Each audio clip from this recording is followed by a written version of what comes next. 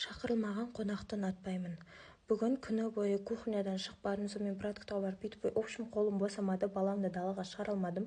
Сонымен кешкі сағат 5-терде атама шайын беріп қойып, далаға баламды алып шығып кетемін.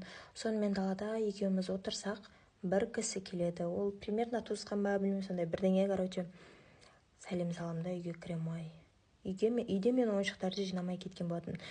Білмеймін, почему-то всегда мен ойыншықтарды жинап кететін, именно бүгін жинамаған болатынмын. Қойшы, үйге ешкім келмейді ғой, қазір кіргесін жинай салам деп сөйтіп мен жинамай сыртқа шығып кеткем. Және бір-екі киім шашылып жатқан болатын. Ана кісілерім тағы да кіріп келеді ғой. Ой, алғанмай.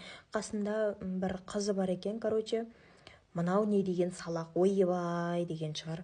Үстімде бәрі әдемі киім емес, просто, в общем, негізі үйде көйлек киіп жүретін едім, бүгін бір онша емес киіп алып жүргенмін ғой. Ана қызы, қасындағы қызы деген менің аяғыма бастан аяқ қарады, өте қатты ұялып кеттім, өзімді бомбыш сезініп кеттім. Сондықтан шақырылмаған қонақты ұнатпаймын. Жоқ, базар жоқ, кел, бір хотя бы 5 минут бұрын звондап қойшы, келе жатырмын деп ше.